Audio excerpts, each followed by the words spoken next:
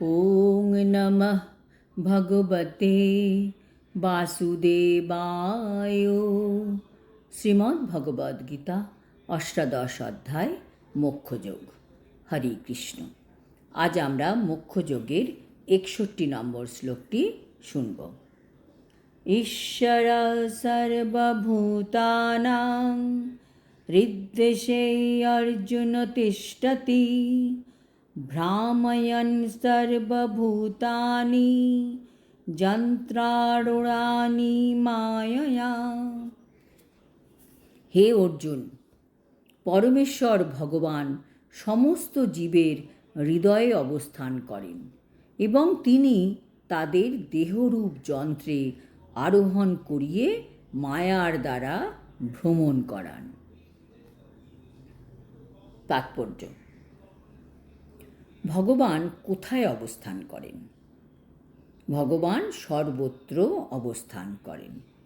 Specially ভগবান আমাদের হৃদয়ে অবস্থান করেন এবং তিনি আমাদের কর্মফল অনুযায়ী বিভিন্ন দেহ প্রদান করেন এবং সেই দেহে প্রবেশ করিয়ে বিভিন্ন যোনি প্রদক্ষিণ করান। ভগবান এখানে বললেন যে আমাদের হৃদয়ে আত্মা থাকে এবং পরমাত্মাও থাকেন। সেই কারণে আমাদের এই দেহটির অধিকার শুধু আত্মারই নেই, পরমাত্মারও আছে এই দেহটির উপর অধিকার। আত্মার থেকে পরমাত্মার অধিকার সবসময় বেশিই হবে।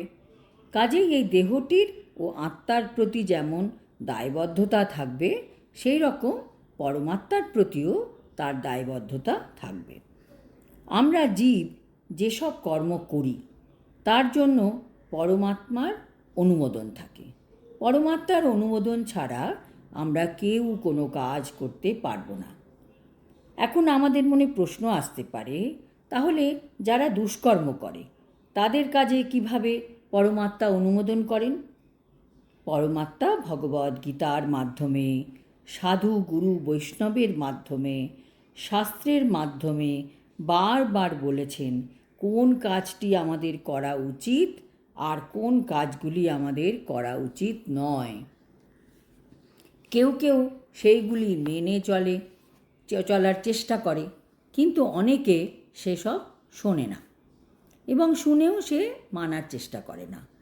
তাদের কর্মফলের উপর তাদের ভবিষ্যৎ নির্ভর করছে।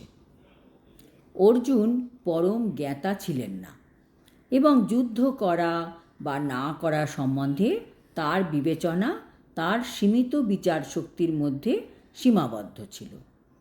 ভগবান শ্রীকৃষ্ণ উপদেশ দিয়ে বলেছিলেন যে জীবাত্মাই সর্বেসর্বা নয়। পরমেশ্বর ভগবান বা স্বয়ং শ্রীকৃষ্ণ পরমাত্মা রূপে প্রতিটি জীবের হৃদয়ে অবস্থান করে তাদের পরিচালনা করেন।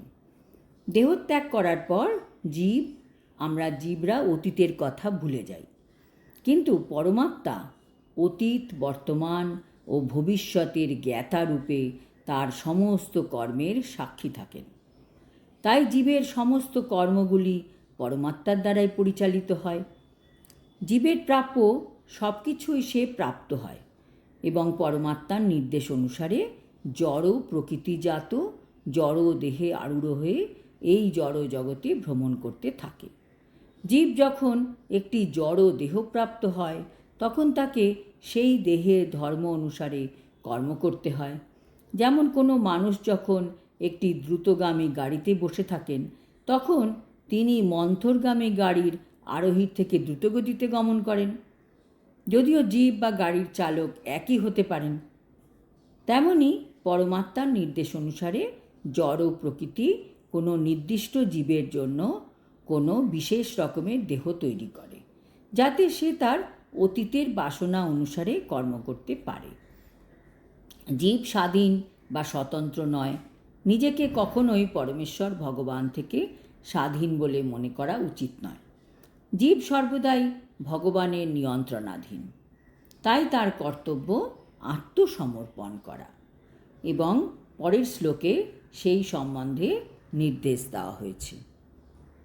আজ এই পর্যন্ত। পরের শ্লোকে আমরা জানব কিভাবে ভগবানের শরণাগত হতে পারলে দুঃখ দুর্দশা থেকে নিষ্কৃতি লাভ করা যাবে। হরি ওম তৎসৎ। হরে কৃষ্ণ।